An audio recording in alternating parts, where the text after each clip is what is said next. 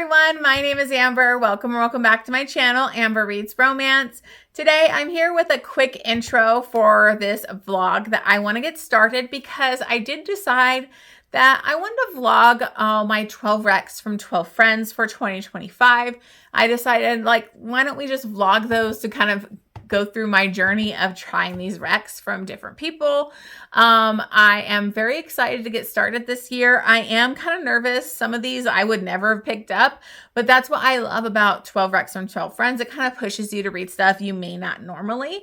But I did also state that I am not going to be as nice this year. I really struggled with a couple of the books and I forced myself to read them and it ended up being really, really bad. So I'm not going to do that this year. If I don't like the book, I'm going to DNF it. So I apologize ahead of time if I end up hating a book that you really recommended me or you really love. Sorry, but I'm just not going to put myself through that this year.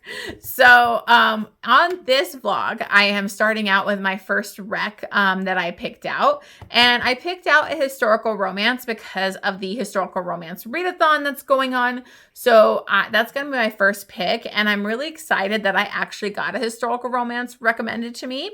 So I am going to be reading The Beast of Beswick.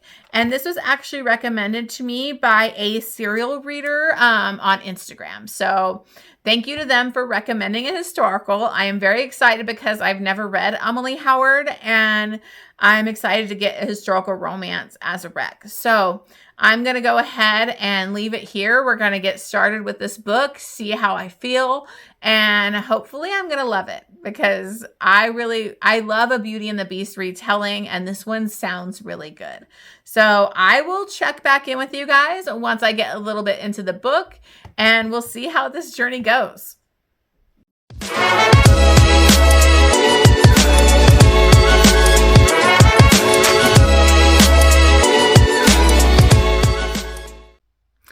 Hey guys, so I am here with my first check-in. I'm about 35% through the book, but I've kind of had to put it down a little bit because I'm jumping between this one and another historical that I'm reading for the historical readathon, plus another vlog that I'm trying to do. So I might have to put this down for a little bit, but I just wanted to do a check-in on what I'm feeling so far. So this is The Beast of Beswick, and this is a very much Beauty and the Beast kind of retelling historical romance, which I always love those.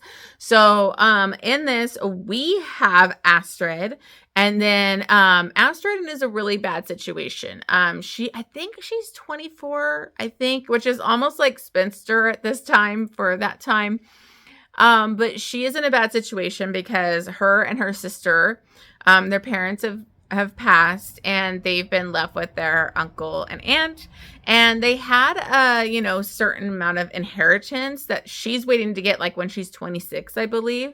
But her uncle is spent a lot of their money.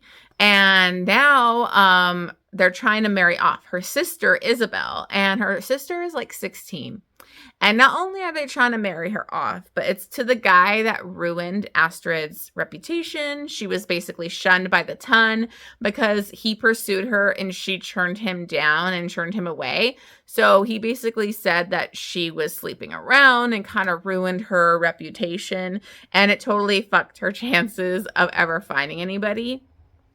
But she's determined to keep her sister safe. So when she realizes what her uncle and aunt are doing, she decides to kind of go to try to get somebody that would be able to protect them. Because if she got married, the husband would be in charge of her and her sister. And that way, her sister wouldn't be forced to marry this horrible man.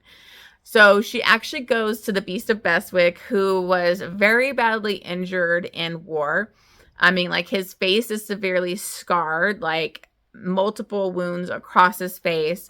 And he's kind of lived almost hermit-like out, with just his servants and whatever. And she shows up randomly to kind of propose this offering of an arrangement, a business arrangement is how she kind of does it, as her getting married to him and she can help him with his household. He has all these antiques that he was basically destroying of his father's because he hates his father, and she offers to help him organize that and get rid of it. It doesn't make a lot of sense that what she's offering isn't what enough from what he would give her. But she doesn't even fully tell him about her sister's situation, which was kind of dumb in the beginning. But he basically turns her away. Like when she showed up, he does a lot of like swimming with his injuries to help with his like therapy. And he was like literally swimming naked, and she walks in on that. And so that was kind of a funny meet cute. But he's very like intrigued by her. He thinks she's pretty crazy, like coming to him like this.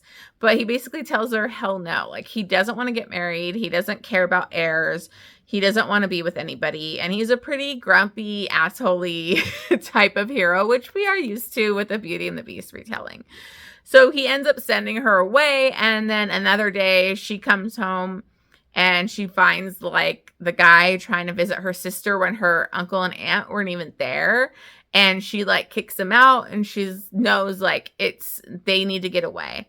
So she takes her sister and they flee to Beswick's place because she's going to try and get him to agree to her thing again. Or maybe she could be an employee and they could live there. She's just trying to do whatever she can to get her sister away. And so he agrees for her to kind of be his employee, doing that like organizing of like the antiques for sale or donation. And they're living there and everything. And so they're having a lot of interactions. He's like, they've had like some kisses before. Like when they had this really hot kiss, she was into it. Like she's attracted to him, even though he's severely scarred. She's just really drawn to him. And when they're kissing, it's like really hot, but like she touched his face over like his severe wound, and he like just like couldn't handle it anymore. So you have a lot of push and pull between them of like good banter of him trying to push her away. He'll like disappear for a few days because he's too like into her, and they're constantly, you know, having this amazing connection.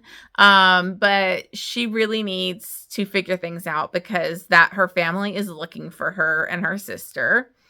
And so they're kind of have to be like in private with him. The Beast of Beswick, you know, he's also looking into her past to try and figure out.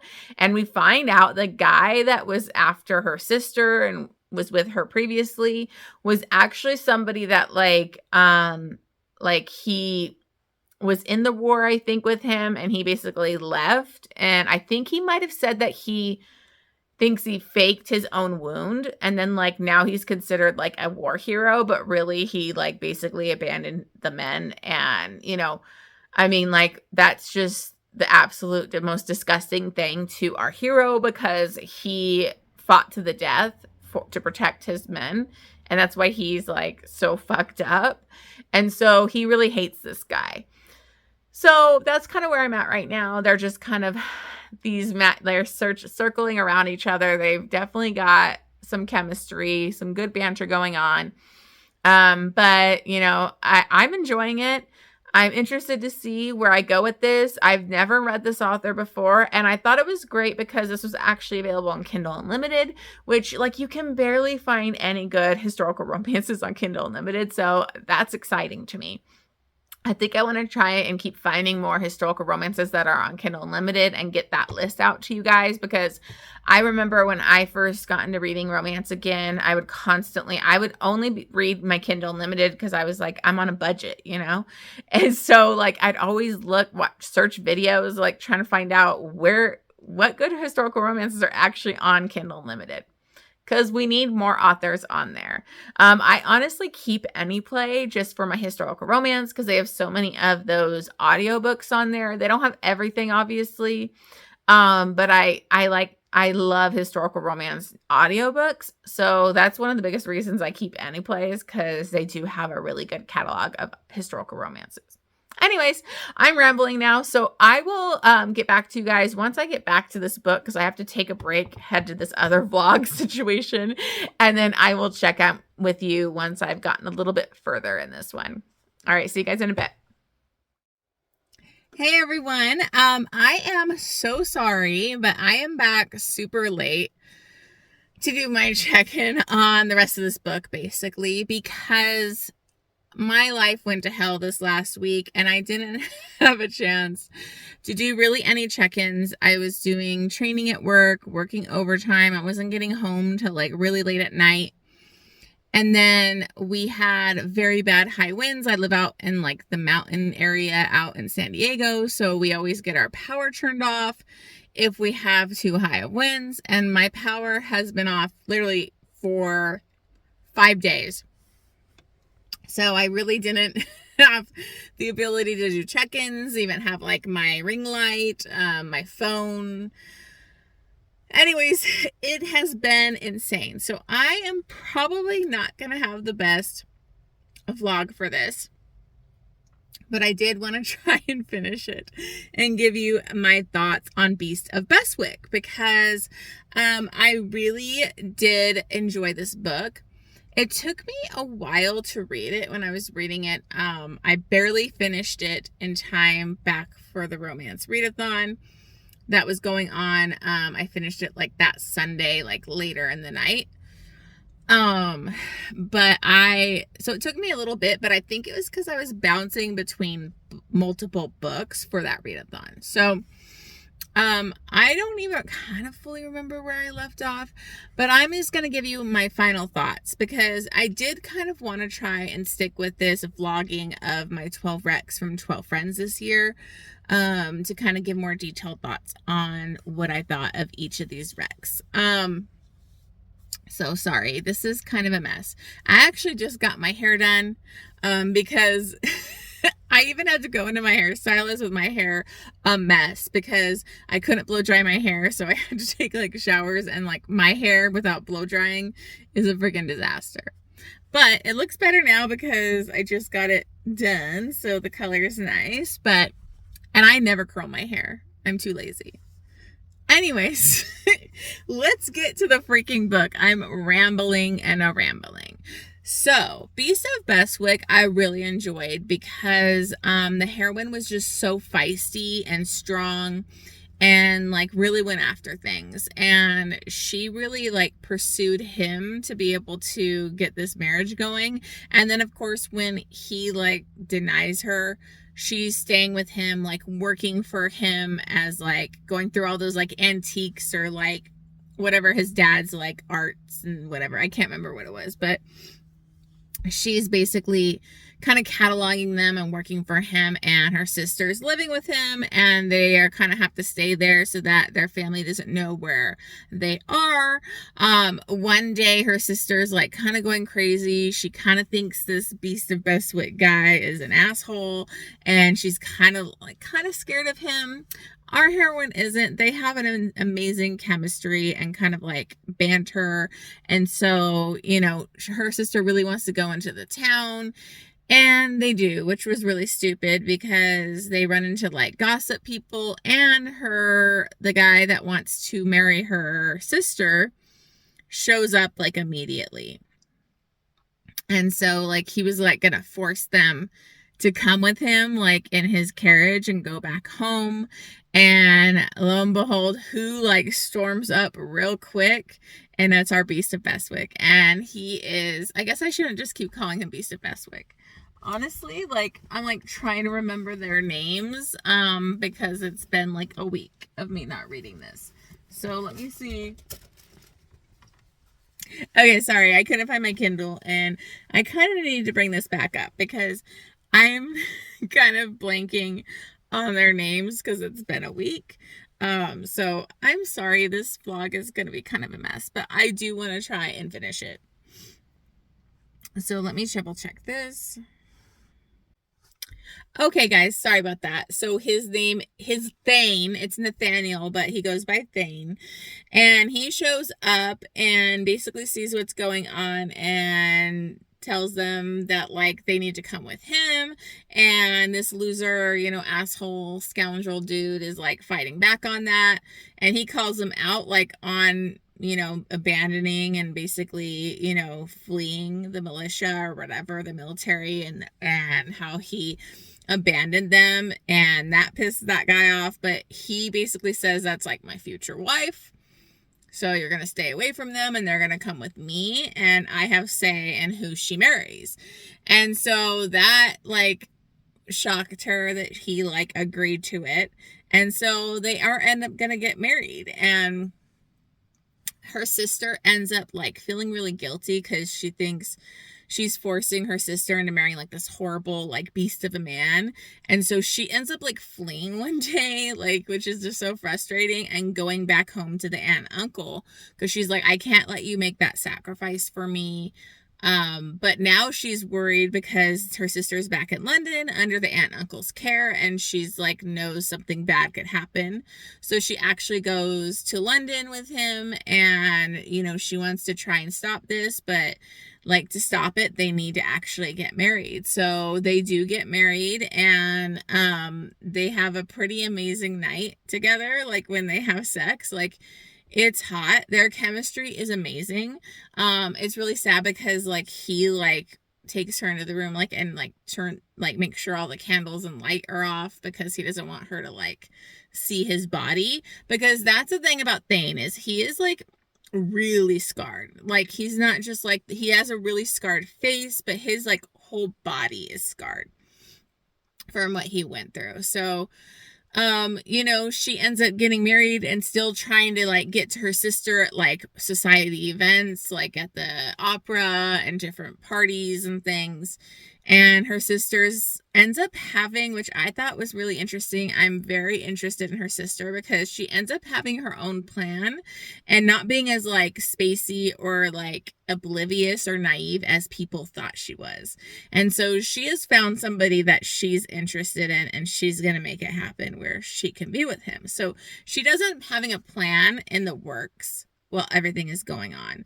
But in between all of that, we have this constant push and pull, between Thane and Astrid, because Astrid is very strong and, wants to be with him. And he always thinks that he's too damaged and he's not good enough for her. So it's constantly like them wanting to be together, him pushing her away. But what I loved about it was that she didn't really take his shit.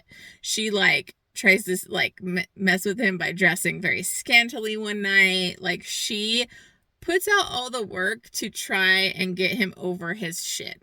And I really appreciated that. And even at like one point when like things all come to a head at this big party and we see her sister's plan revealed where she kind of is like get married to one of the guys, and Thane helped her do that. And all this stuff goes down at this party. He basically like is still going to end things with her and leave. He's like, I helped your sister get protection, so now we don't need to be together. You don't have to be forced to marry me. And she basically like chases him down and tells him how full of shit he was like that night. So what I loved about Astrid was she was so strong. She was very feisty. She gave as good as she got, like she didn't let him keep pushing her away or let like miscommunications or little fights keep them apart. So I really, really liked that. I thought they had really beautiful connection. I thought they had great chemistry. There was so much good banter in this. So I really, really loved it. So I ended up giving this one 5 stars, and this is my first 12 rec from 12 friends. So big thank you to them for recking this to me. And I'm just really glad that I had a historical romance actually on my 12 recs from 12 friends. So very happy about that. So anyways, I gave it 5 stars. I think I might have given it like 3 chilies if I can remember. It's been like a week, and I'm very, summing this up for one of my usual vlogs where I usually go on and on, but it's just been a shit show this week. So thank you so much for watching this. I promise, I hope my next vlogs for this 12 recs will be a little bit better and won't be like all over the place. But the sun is going down, so I'm gonna head in and I finally get to make dinner. I haven't been able to make dinner all week without the electricity, so I'm excited for that. Excited to get and play video games and just have actual power. Is amazing. Anyways, thank you for watching this. Please keep tuning in for these vlogs, and I will see you on the next one.